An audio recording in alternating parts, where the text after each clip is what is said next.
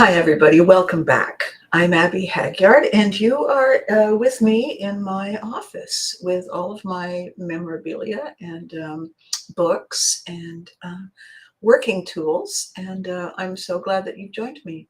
I'm going to take a quick sip of coffee to get started. Join me with that too. Alrighty then. I'm about a minute early. So I'm just going to click on this. It's a little thing.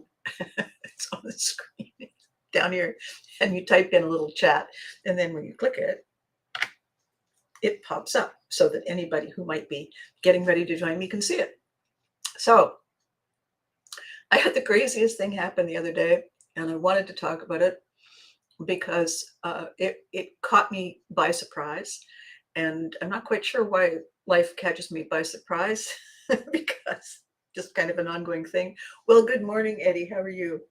So before I tell you what happened to me, I need to just catch everybody up if you're just joining the group, because I have started posting these fun videos now on LinkedIn, and it's a whole new world over at LinkedIn. So we now have Facebook and YouTube and LinkedIn tuning in. So my name, I said, is Abby Hagyard, and I came into kind of global awareness when I was involved in a couple of television series that really sort of changed the face of children's programming. One was a show called You Can't Do That on Television. And behind me there is the mom outfit that I wore. And one of the other shows that I was doing was the Care Bears. We started the Care Bears in Ottawa the same time, Ottawa, Canada, the same time as we were shooting You Can't Do That on Television. And both went like boof all over the place and really gave kids entertainment that made them feel included, made them feel that they were amazing just the way they are, and that people care.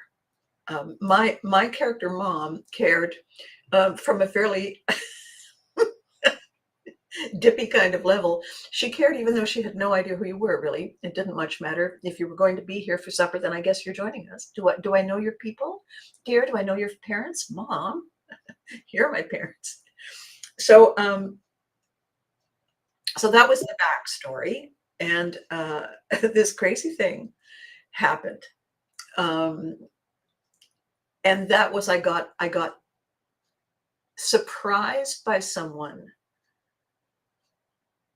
who works in the maintenance and the management of this building, hardworking, smart, personable, who is so young. Not only did he not know anything about the Care Bears or anything about You Can't Do It on Television, he'd never heard of Alanis Morissette. It's not because it's not because so it's not because he doesn't listen to music. It's because he's not 24. Like he was born in the 2000s. And when I realized that, because he came to have to fix something, and I said, check out my office. And people are usually, when they come and they say, oh my God, I love that. Oh my God, I can't remember. Oh yeah. And he's standing there saying, wow, this is like a museum. So what does it all mean? And I said, what? Pardon? What? And it's not that I was humbled into realizing, well, good morning, Freddie. Good morning, Charles. It's not that I was humbled and embarrassed that I was sort of saying, I'm all that in a bag of chips. It wasn't that. It's that the shortcut didn't work. And I said to myself, well, that's the conversation today. That's the conversation today, because we all rely on shortcuts, and we rely on them for a very important reason. We're busy, you know. We want to cut to the chase. We want to get people to know who we are, and have some kind of a context understanding of what we represent. And we'd like that to happen sort of in 3, 2, now, right? So what we do is we find common threads. We find common awarenesses.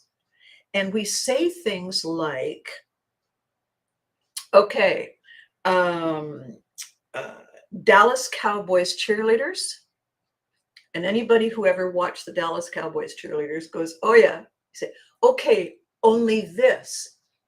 Now, what I achieved by saying that, the Dallas Cowboys cheerleaders, is I eliminated having to explain for about 10 minutes where I'm going with it. That was my shortcut. Now, if you were aware of the cheerleaders when they first kind of broke onto the scene, the astonishment was how gorgeous they were and their outfits and all that. If I was also talking about their precision training, I would have made too short a shortcut, because a lot of people could be thinking gorgeous and short skirts and pretty. They would be thinking of the visual in terms of their youth and their looks, and I might have been thinking of the visual in terms of the precision, leaping and throwing and catching and not hurting oneself, which is always a surprise to me. And so we use these shortcuts, and I was saying it in my description of what this video was going to be about today. We use these shortcuts in order to establish connection, right? If you get it and I get it, then we know where we are on the page. And first of all, we know we're on the same page. We also know where we are on the page, and so now we're all the way down here. Okay, so now that we can say the next thing, except that in this case, you had no clue, and I, I had to kind of, oh yeah, because as a military kid, one of the things that would happen with every transfer is that we would be in a completely different part of the world. We would be in a completely different country. We'd be in a completely different culture. People would be speaking a completely different first language. So all of the shortcuts that we had didn't apply. What I became practiced at, and the more you practice, the gooder you get. Um, what I became very good at was listening to what people were familiar with, and figuring out a way to talk that language. And I do it all the time when I'm meeting people or when I'm trying to explain something to them. I want them to feel that I understand them, that I get where they're coming from, that I have a certain grasp of what their plan is, their purpose is, and what might be driving them. And so, if I find out that somebody's worked in retail, or I find out they've worked in hospitality, or I find out that they drive a truck, or they've traveled to a lot of countries, I will tap into my own memory banks and say something about that. If the difficulty about traveling all the time is that you never really get to unpack. And when you can finally stay in a place longer than 2 or 3 days and you can spread everything out, it feels a little bit like you get to be a starfish on the beach, right? Um, because I can be here long enough to enjoy and relax. And people say, "Oh my God, that's right. Yeah, I live out of a suitcase all the time." And right away, we belong to a club, and we understand some part of our membership in that club. And we always feel better, we always feel more connected, we always feel a little more safe, we always feel a little more validated when we realize that we have something in common. you know when for instance, Charles and Kat, they live in the southern United States. When they came up to Canada for a visit, there was so much about Canada that was different. And so the conversation was to find common ground in order to be able to feel connected. Fortunately, they loved the show, so we were always able to start there, and they thought of me as mom, and so we were good. And what is Eddie saying here? Is it refreshing to meet people?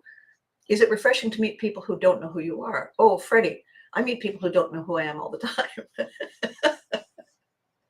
In fact, what's really funny is that when I do meet somebody who says, "Oh my God, you're blah blah," I'm surprised.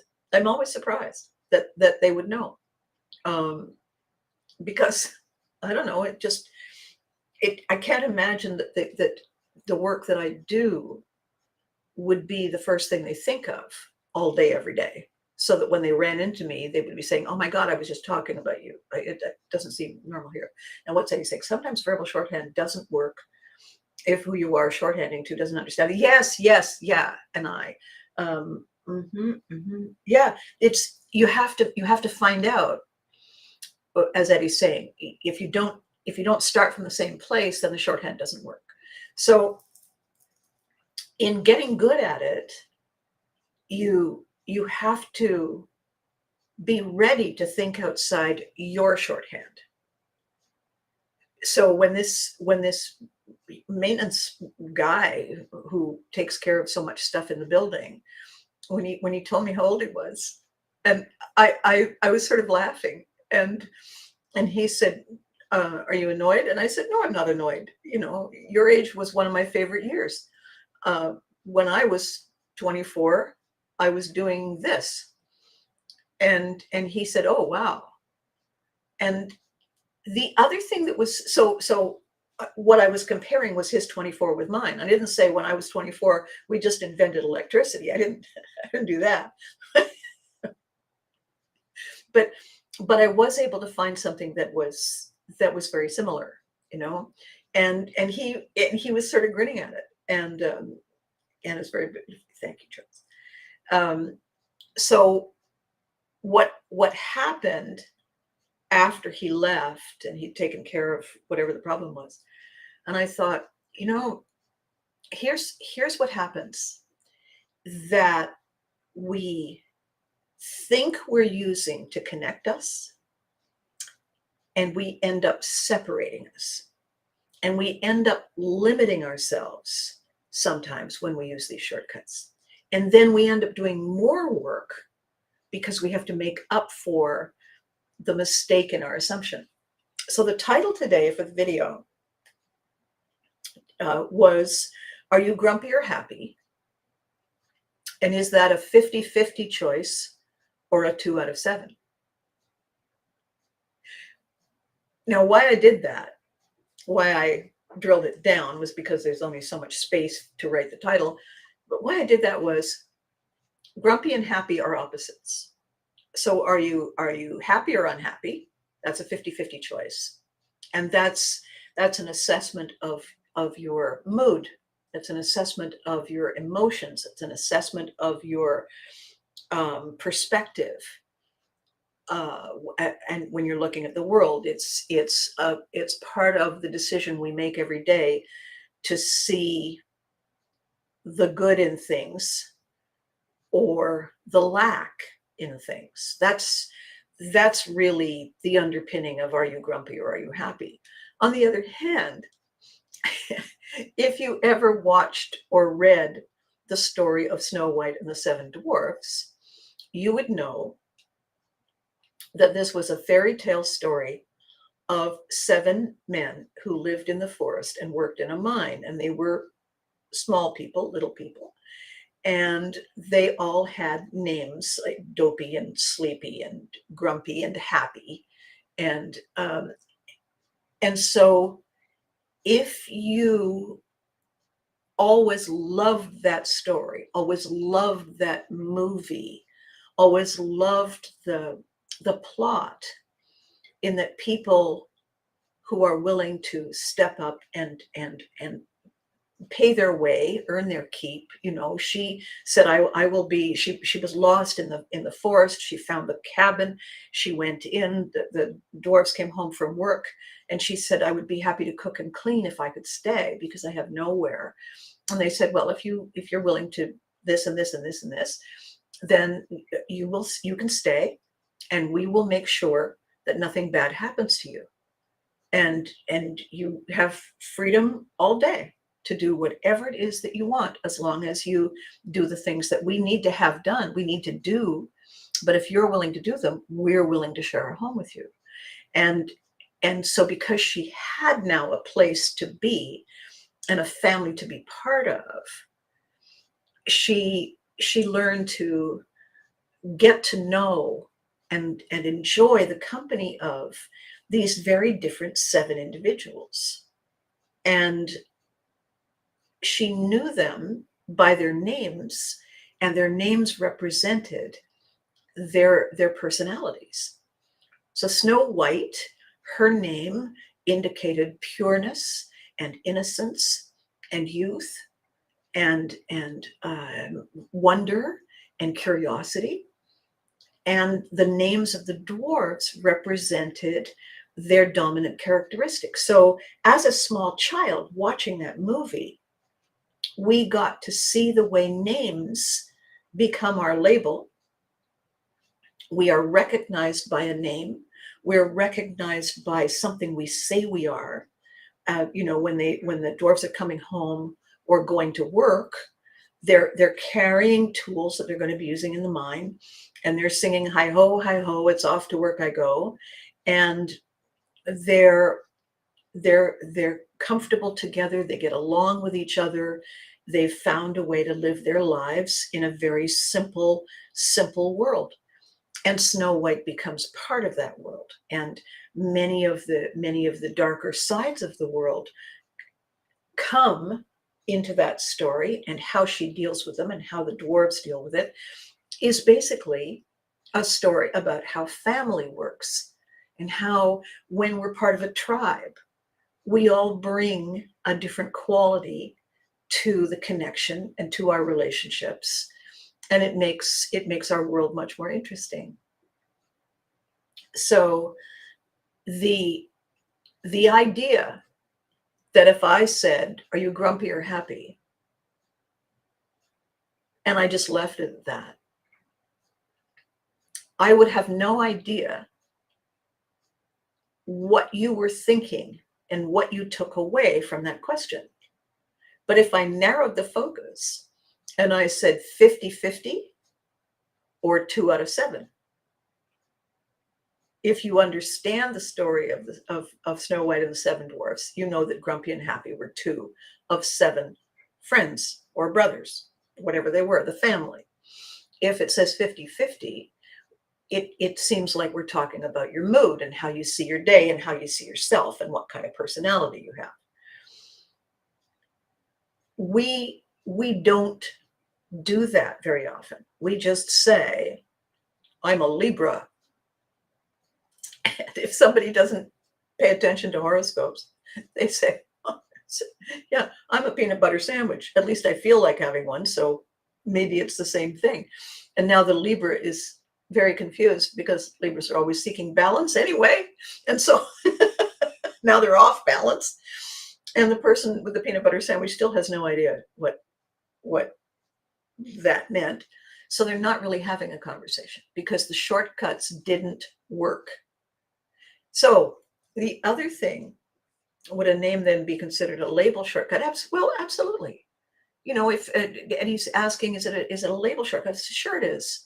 If I say my last name is Hagyard, and I meet anybody else with a Scandinavian background, they're going to say, "Oh yeah, really? Which part of Scandinavia?"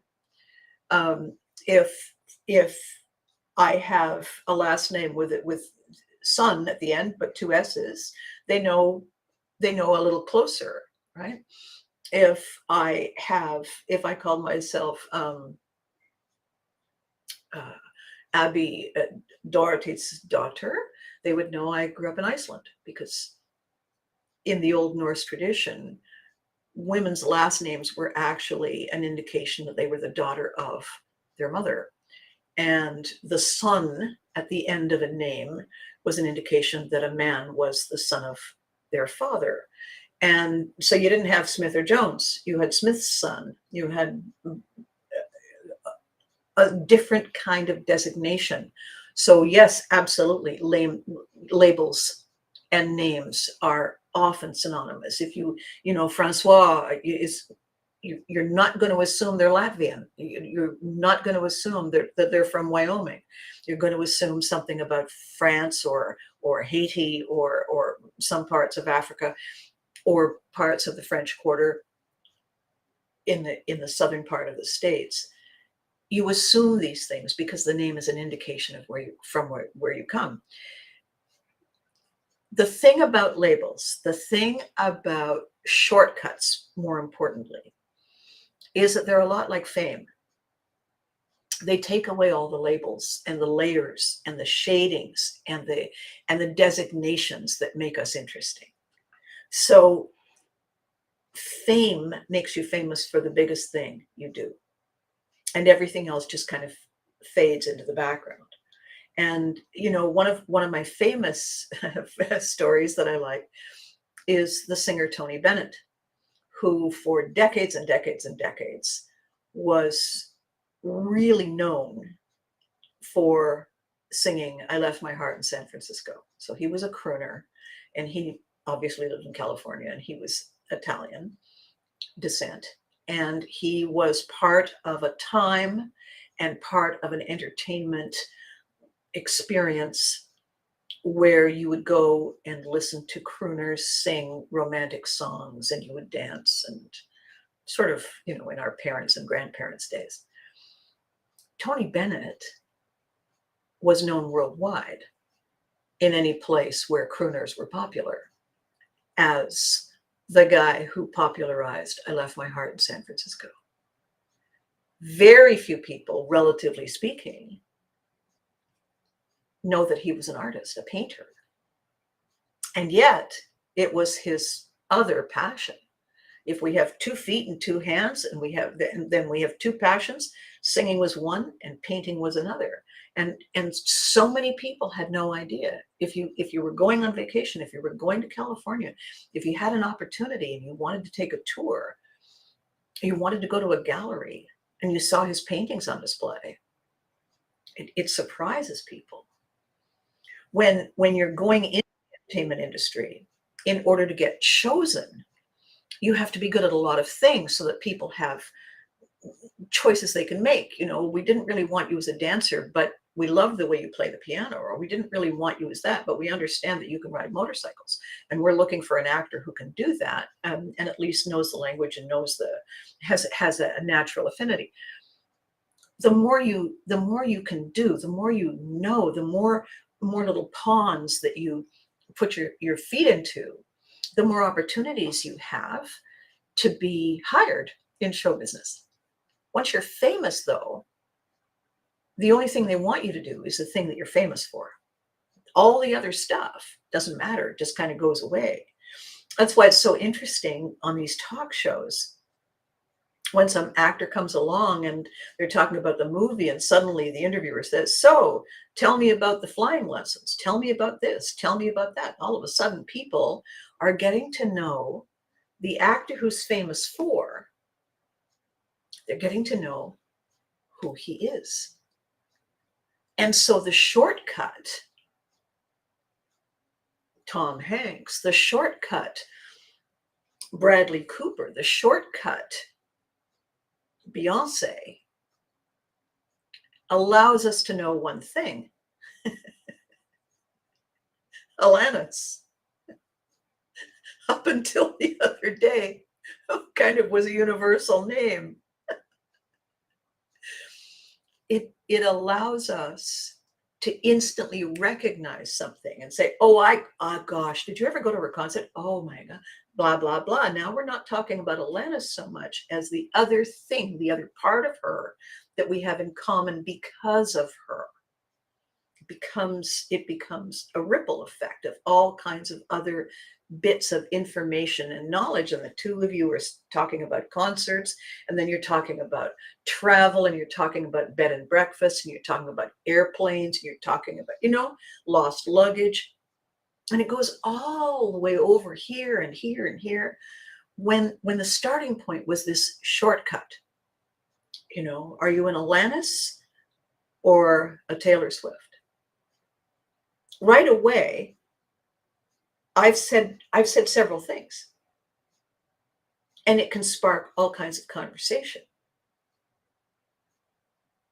Once we get past that initial shortcut, it goes everywhere. So what happened when I was talking to this fellow the other day, and I realized how few things that I have that are conversation starters would help at all, I immediately shifted to the one thing that he knew better than anything else in his whole life, and that was what it was like to be 24. And so I thought of the year I was 24, and I thought of where I was living when I was 24 and what I was doing when I was 24. And I said to him, so, other than keeping this building from falling over in the 3.5 minutes that you have all to yourself because nobody's calling you for an emergency, what are your things? What do you do? And he started to tell me the things that he was interested in doing. And I said, oh my God, I've never done that, or I've never done this. Yesterday, was it yesterday? Day before? Somebody asked on social media their favorite places to go camping or glamping. And my reaction was to just laugh. And somebody said, oh, aren't you don't do that? And I said, I have my BA, my MA, and my PhD in roughing it.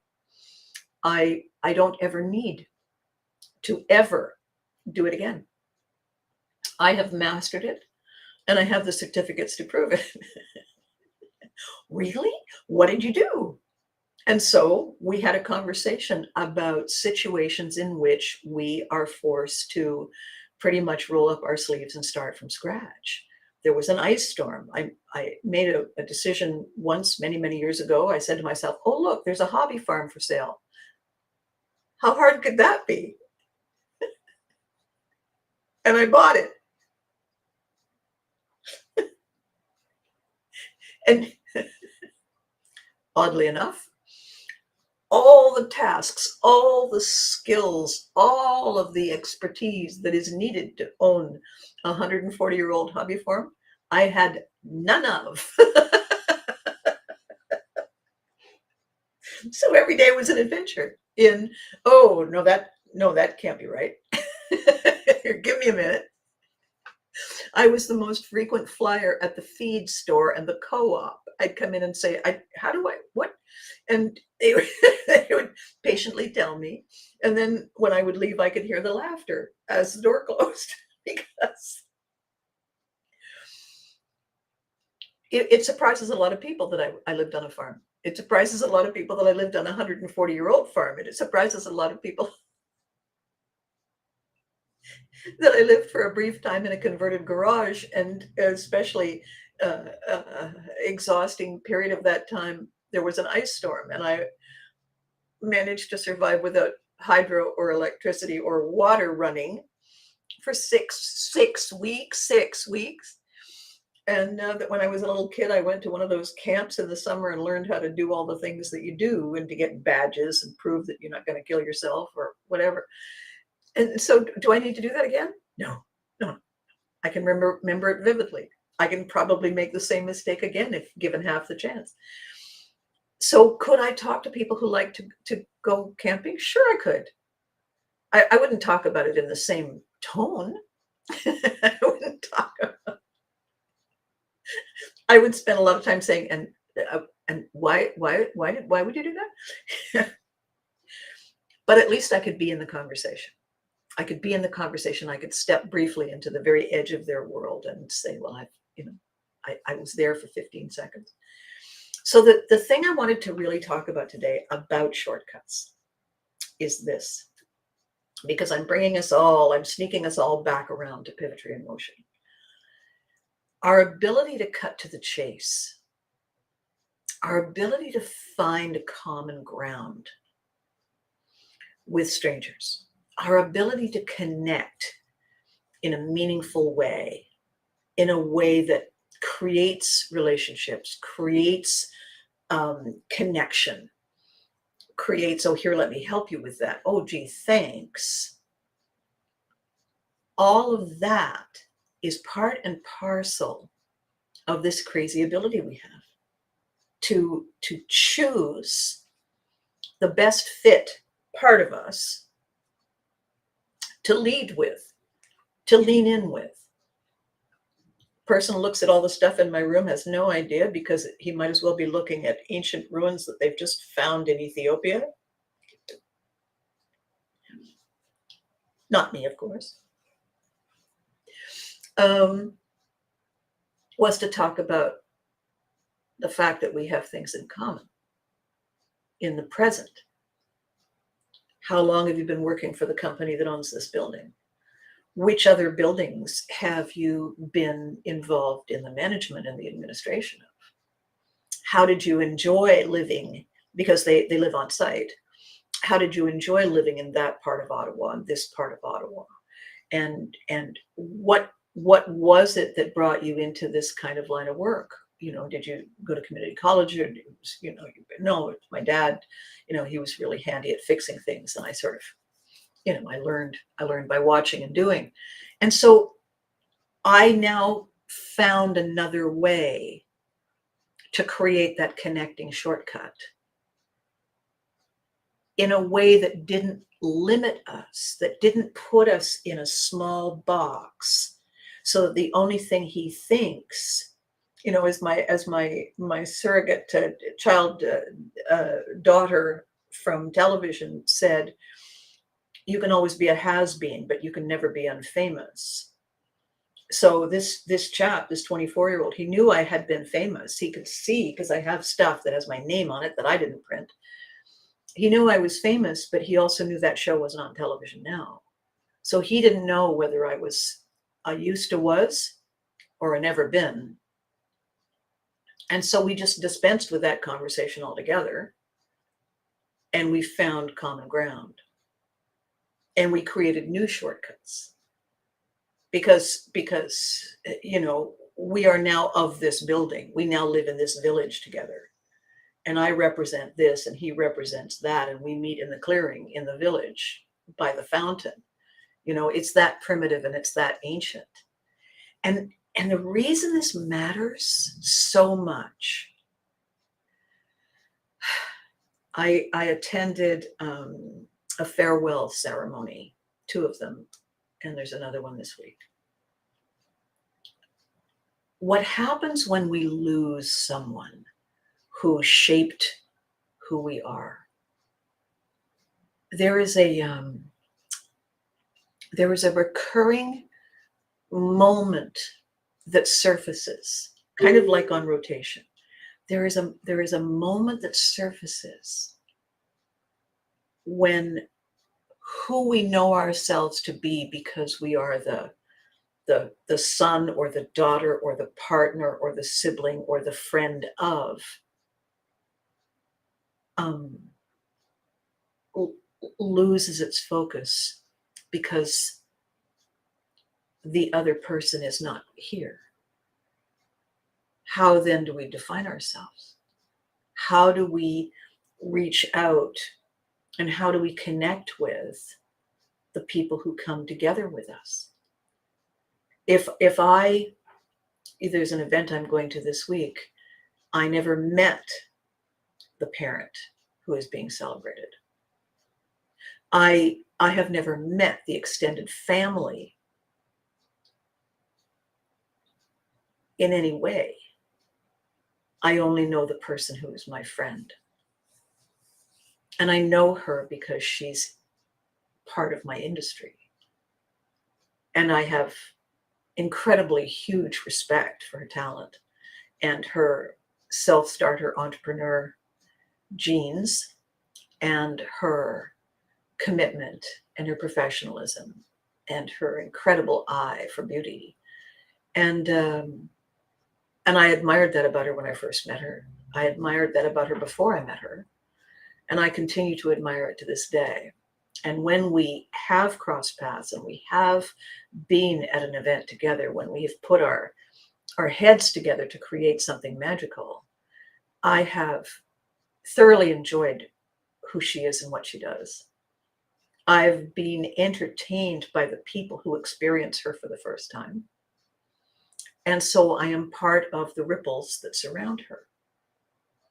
When I go to this event this week, and she'll be there with her family, and she'll be there with other people, and she'll be busy doing what she does. When she sees me, and I will be able to go up and give her a hug and say hello and look her in the eye, all of a sudden, I become part of this memory moment that allows me to know her in a whole other way. How I talk to her when I meet her, how I speak of her to other people now before I go to this event has everything to do with how we've connected. Have you ever seen her do her? Oh my gosh, have you ever seen her? Do you remember the time when we had that event and she was this and we did that and blah, blah, blah? Those are the shortcuts. Those are the shortcuts when I say to somebody, do you remember the book event that we did? Do you remember somebody said, why are you having that? And I'm saying, why would I ever not? I am now with this person through that shortcut, returning back to that moment in time in which this beautiful friend of mine played a part, had a starring role. And these shortcuts, if we use them well and we learn how to go in search of them and not stick rigidly to the one we thought was going to work, it gives us an opportunity to get to know people quickly and enjoy them longer, right? In my conversations with people who, it is to my understanding that some Jewish names that end in man pass in the alchemist. Yes, yes, yes. Fishman, Goldman, Silverman, exactly, exactly. Um, Everything about knowing people for some reason gives us a way to introduce them. This is my friend so and so. We did this together. My my grandmother used to say, it just popped into my head. Somebody said, and do you remember so and so? My grandmother, British, very British, said, oh yes, his mother used to chew bread for our ducks.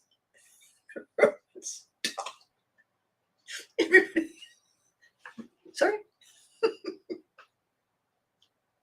I wonder if that's how I come by it. So, as a result of my grandmother's tendency to do that sort of thing, she became famous for causing the utmost damned astonishment in casual social conversation.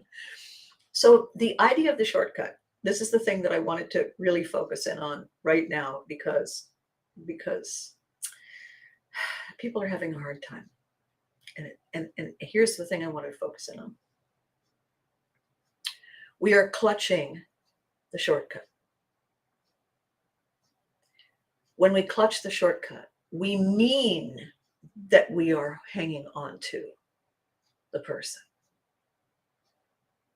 But somebody listening from the outside who doesn't understand the depth of meaning behind the shortcut doesn't really understand what just happened.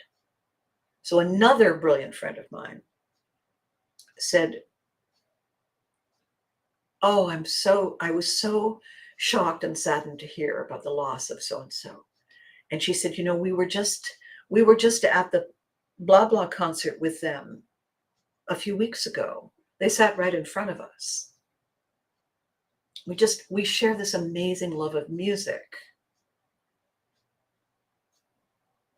Now I know something about their connection with them that I hadn't known before.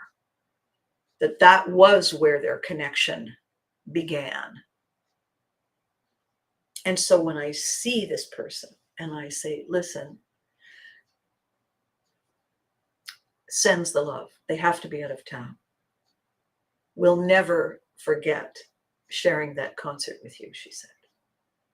Now there's a deeper understanding. There is a deeper grasp of a happy moment before the sad moment. So that is how conversation shortcuts can work. And all that I wanted to say today, two things really.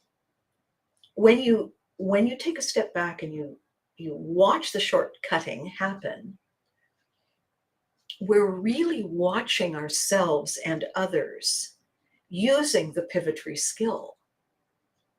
it's a kind of shape shifting.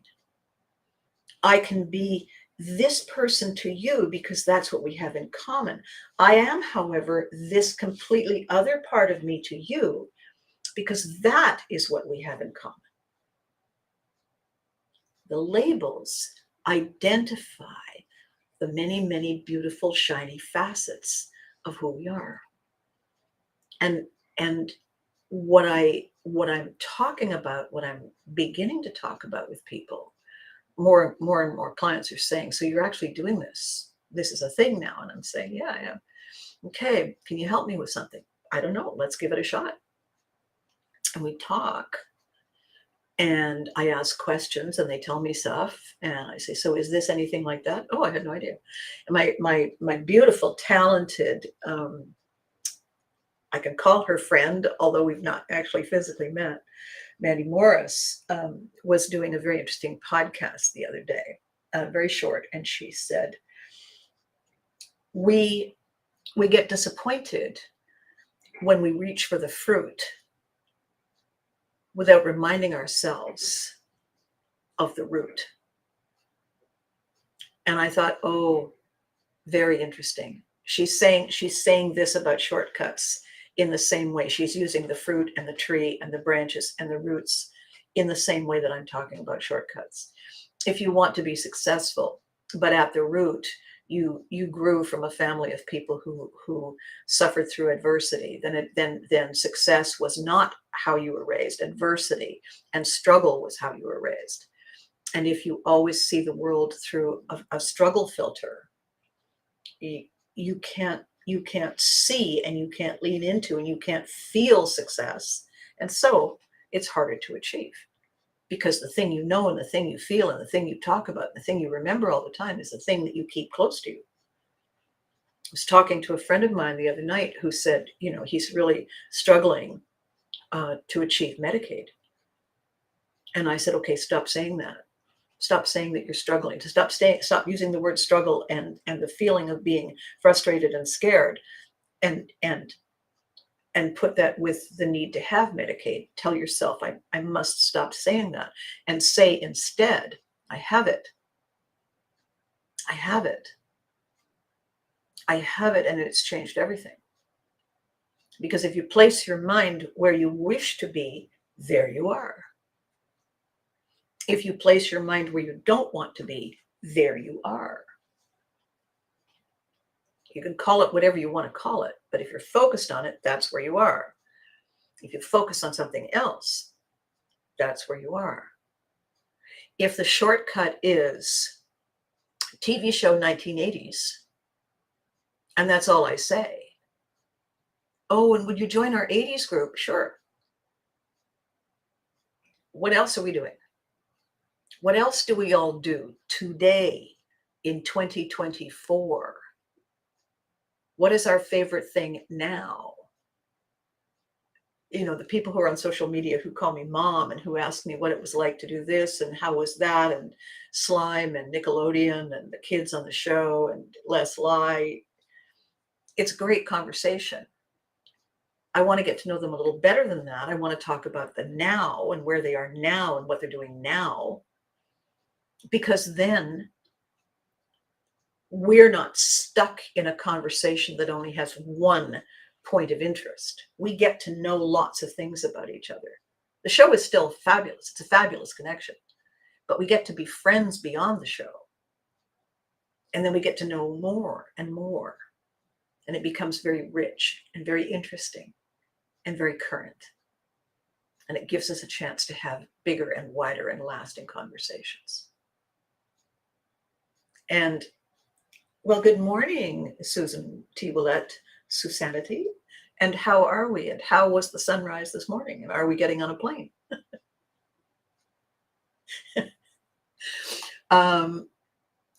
How we know people is how we choose to know people. And if all you choose to know about me, for instance, is that costume, is The fact that I can't figure out opposites is those Care Bears, those shoes, those hats, that flamingo. If that's all you choose to know about me, then that's all we will ever be able to talk about. When Charles and Kat came up to Ottawa to go on their trip, and I said, "Oh, I'll meet you in Brockville. We'll go and have lunch with Doug. He owns a martial arts studio." And so Doug came and had lunch with us. We talked about all the other things. Charles and Kat are sitting here. We're talking about the fact that Doug is looking at a property to buy. And I was able to tell him that the part of the highway coming into Ottawa that weekend was under construction. So they were coming to a martial arts competition. I said, you need to take that route. You know how you go that way? And he's saying, oh yeah. So all of a sudden, one of my former kids, he and I are talking about access routes into the city of Ottawa. Has nothing to do with You Can't Do It on Television, everything to do with the fact that we have remained friends since You Can't Do It on Television. And we got to know each other as people since You Can't Do It on Television. And our relationship is very layered because of that. And Charles and Kat, who came to Ottawa, got to go to the Space Museum and got to see the wonderful changing of the colors of the leaves. And I got to get them to try food that you only get in Ottawa and in Canada. And we went to different restaurants and we tried different things and we drove around and we looked at how beautiful the city of Ottawa is. And they were hoping to do that. And we did. And none of it had anything to do with You Can't Do It on Television, except that was how we met. So we get to choose how we know each other. We get to stay stuck. We get to stay anchored in that one moment in time when it first happened. Or we get to bring that moment with us as we get to know them better for all the different reasons. When I was a little kid and my parents would have people over, my mom and dad wanted me to mingle with adults so that I would develop an ability to talk to people. I was very, very shy when I was a little kid. And one of the most common questions that adults ask a young teenager, because they have no idea what to say to you, right? They're however old they are, and you're 14 or 15. Well, and what do you want to be when you grow up, dear? And I would get asked that over and over and over again. And I would always say taller, because I think at the time I was 5'4" or 3 or something. And I didn't actually mean taller. I meant I want to be me, only more so. I want to explore where all the different parts of me can go. I want to find out what life is like from this perspective and this one and this one. I want to discover things that I don't know I'm good at yet. I want to be taller. I want to see a bigger view of the world. And the only way to do that is to not stay anchored in the one narrow point of view. We can start there. Oh my God, I remember you from Germany. Oh gosh, remember the time we. Great. That's a shortcut. And then somebody says, what are you talking about? And then we explain the shortcut. And in the explanation of the shortcut, other people remember similar things. And suddenly we're in the present, all of us. Because the stories led us from that past moment to where we are. And the important thing about doing that, practicing that, is to realize that if it's our story, we get to examine the parts of it we don't like. If we were always told something, you're just like you're this person and they never, so you'll never, we get to say, well, that might have been true then. It doesn't have to be true now. There's no reason why I can't edit the story if it's mine. I can't change what happened to them, but I can certainly say, so that was me then, and this is me here, and so the story, this and this and this.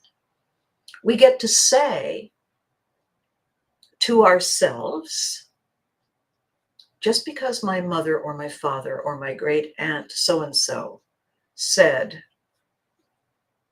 children like you will never, should always, we get to nod and smile and say, I don't think so. That might have been true. I don't need to live in that root. I need to see what the root was, understand why it grew that way, and say, thank you. I'm taking this branch. I'm traveling this way. I'm becoming this fruit instead of that one, instead of the one you assigned. Because it's my story. And the only way I can tell it and grow it and change it and share it is by letting go of the convenience and the surface level of the shortcuts and dig into the backstory and the plot threads and figure out what we want to use and how we want to get to know people. You know, when this fellow came and we were having this crazy conversation about we don't have any of that in common. How do you find more commonalities? The reason I did it is because he looks after this building. We live in the same space. He has a tough job to do. And as we all know, people will always find reasons to complain. And I wanted him to know that I would rather find reasons to say thank you. He said he'd been doing some repairing on one of the apartments. Somebody moved out, and they'd been in there a long time, so we're upgrading a lot of the facilities and the appliances and whatnot. And he said, "Was the drilling loud?" And I said, "What?" A little hard of hearing. It's all the drilling. He said, "Sorry." We get to create the relationships that we choose. We get to see our circumstances the way we choose. My friend Susan is going to do something very challenging this week. And she gets to go into that challenge the way she chooses. Not the way someone tells her. Not the way fear or other people's opinions tell her. She gets to walk in. She gets to be, I'm walking here. And she gets to choose the quality in her personality that is going to allow her to shine in that moment, that is going to allow all the other people there who are decision makers, who are part of this journey for her, to see how complex and interesting and intelligent and committed and passionate and professional this woman is. She has the power to choose to show them that. They have the power to allow themselves to see it. Shortcuts don't give you that. That's why I'm not impressed. I'm not a fan of calling people by a category name that limits our understanding of them. You know, I am going with terms and phrases that are more universal and more helpful.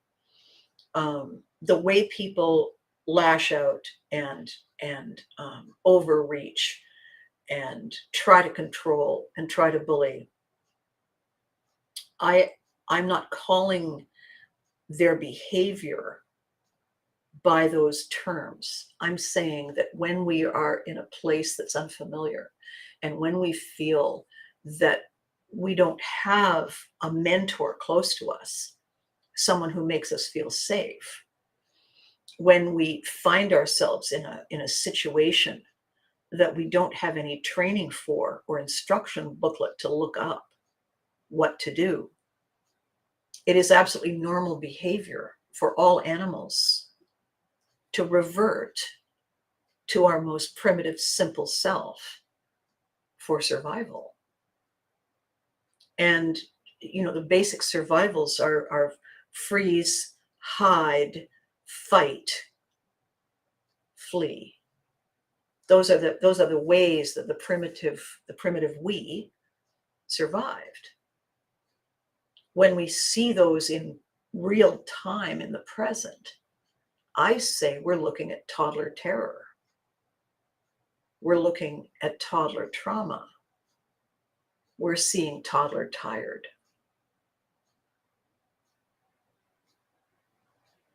We're seeing the early version of us reacting based on their energy, their freedom to move, and their drive. If we are innately wired to hunker down, we will. If we're innately wired to stand up, we will. How we do it in a fear-based moment is nothing to write home about. We revert to the simplest versions of ourselves. Pre-words, pre-intelligence, pure reaction, no proactive response. Rather than say somebody is